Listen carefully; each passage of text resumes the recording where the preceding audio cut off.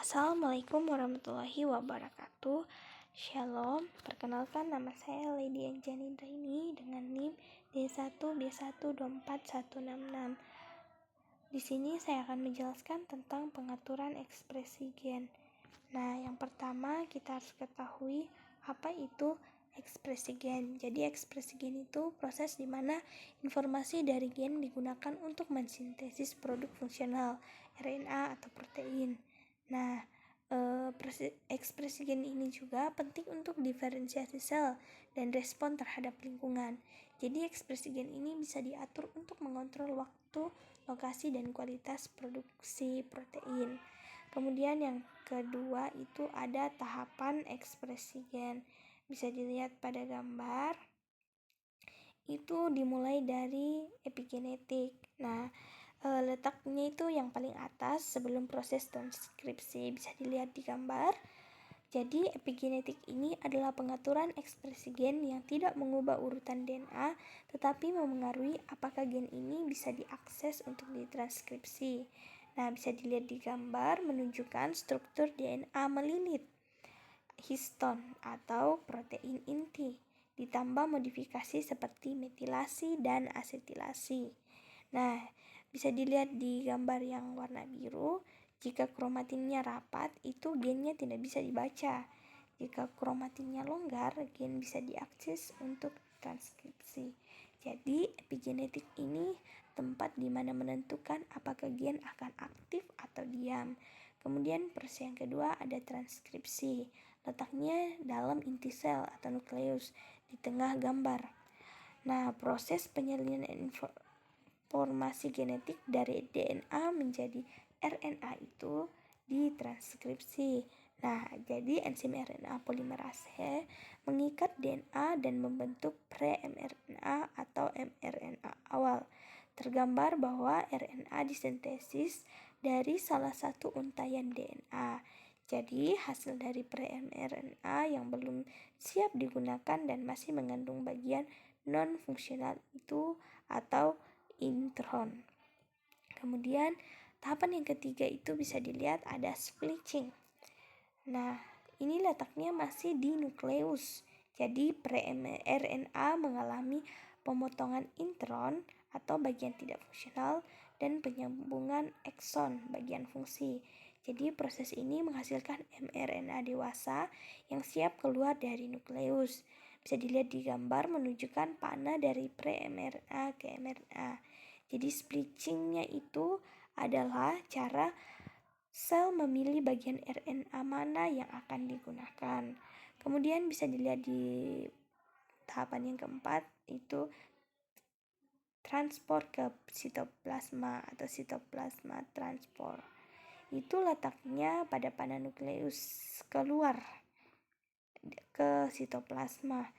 Jadi setelah diproses, mRNA keluar dari proses melalui pori-pori nukleus menuju ribosom di sitoplasma. Nah, mRNA membawa cetakan atau petunjuk untuk membuat protein. Jadi langkah penting agar informasi genetik bisa dilakukan di bagian lain sel. Nah, yang kelima itu bisa dilihat ada translasi atau translation. Ini letaknya di sitoplasma pada ribosom. Nah, mRNA ini dibaca oleh ribosom, kemudian tRNA membawa asam amino yang sesuai berdasarkan kode yang dibawa oleh si mRNA ini. Nah, asam amino yang disusun menjadi rantai protein itu adalah tahapan nyata pembentukan protein berdasarkan informasi genetik.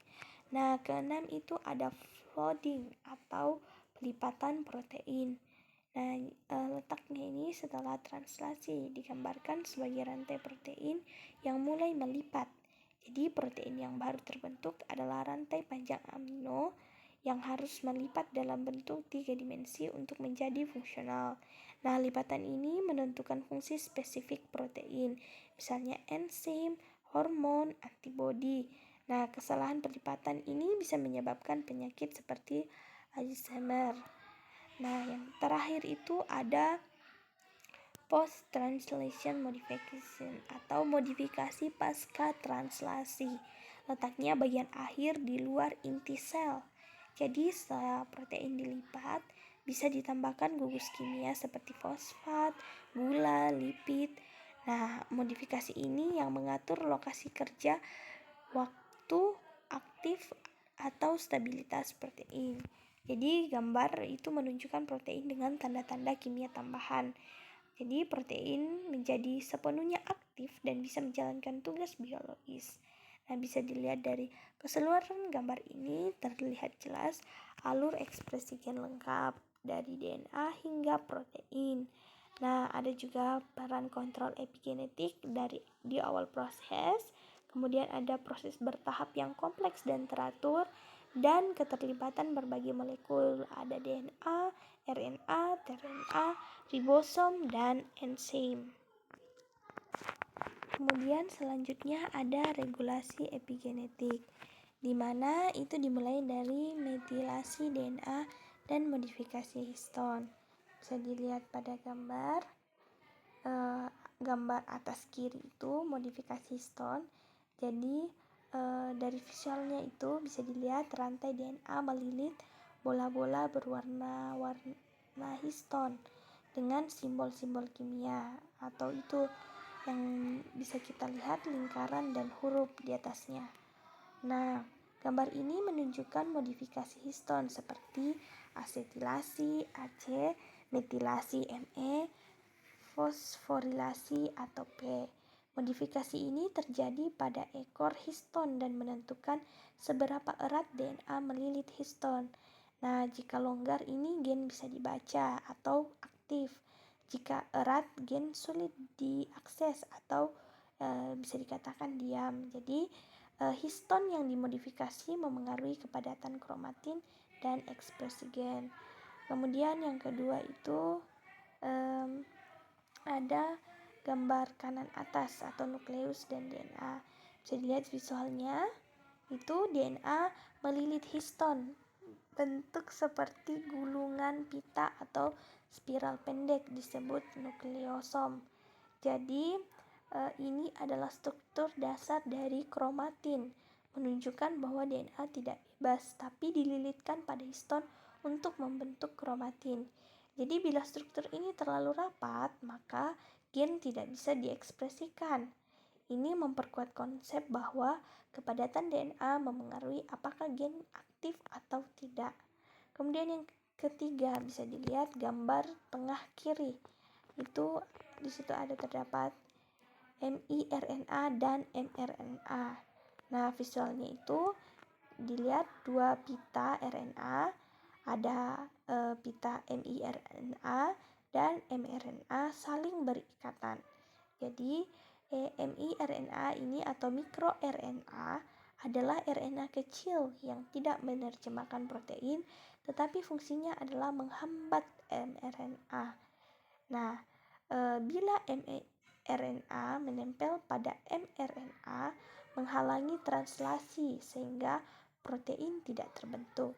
Jadi kesimpulannya itu miRNA adalah bagian dari regulasi pasca transkripsi atau setelah mRNA terbentuk, dan juga bentuk pengaturan ekspresi gen. Kemudian bisa dilihat gambar tengah bawah protein terbentuk. Itu visualnya bisa dilihat struktur 3 dimensi protein dengan simbol warna-warni. Nah, maknanya gambar ini menunjukkan bahwa setelah mRNA berhasil diterjemahkan, terbentuklah protein fungsional. Namun ini hanya terjadi bila regulasi ekspresi gen atau epigenetik miRNA dan lain-lain mengizinkan protein berjalan. Jadi protein sebagai produk akhir ekspresi gen sangat bergantung pada tahapan regulasi sebelumnya. Kemudian yang terakhir itu ada gambar kanan bawah, ada metilasi DNA. Bisa dilihat visualnya rantai DNA dengan huruf C dan G bertanda Me atau metil. Itu berarti gugus fungsi atau CH3 ditambahkan pada basa sitosin atau C, terutama pada urutan CPG atau C berikatan G. Nah, metilasi DNA adalah mekanisme utama epigenetik yang menekan ekspresi gen dengan menghambat ikatan RNA polimerase. Jadi, semakin banyak metilasi pada promoter gen, semakin sulit gen itu aktif. Nah, dari gambar ini bisa dilihat bahwa modifikasi histon itu menentukan kepadatan kromatin. Jadi, ada gen bisa dibaca atau gen yang tidak bisa dibaca. Kemudian ada metilasi DNA di mana menghambat transkripsi. Kemudian ada miRNA yang mencegah translasi mRNA dan semua akhirnya menentukan apakah protein terbentuk atau tidak. Kemudian materi selanjutnya ada pengaruh lingkungan terhadap ekspresi gen. Jadi ekspresi gen ini juga sangat berpengaruh pada lingkungan sekitar kita, seperti ada nutrisi, suhu, dan stres. Ini dapat mempengaruhi ekspresi gen. Bisa dilihat contoh warna bulu kelinci Himalaya ini, contohnya ini dipengaruhi oleh suhu. Jadi ekspresi gennya ini dipengaruhi oleh suhu yang menghasilkan warna bulu Himalaya yang unik seperti pada di gambar bisa dilihat di hidung dan telinganya itu warna merah, begitupun kakinya, akan tetapi badannya berwarna putih bersih. Nah, terdapat juga aplikasi dan implikasi ekspresi gen itu didapatkan bisa dari terapi gen dan pengobatan penyakit genetik, bisa juga dari kanker terkait dengan diregulasi ekspresi gen, dan modifikasi genetik di bidang pertanian. Jadi itulah materi yang saya sampaikan, kurang dan lebihnya mohon dimaafkan. Semoga bisa bermanfaat bagi kita semua. Wassalamualaikum warahmatullahi wabarakatuh.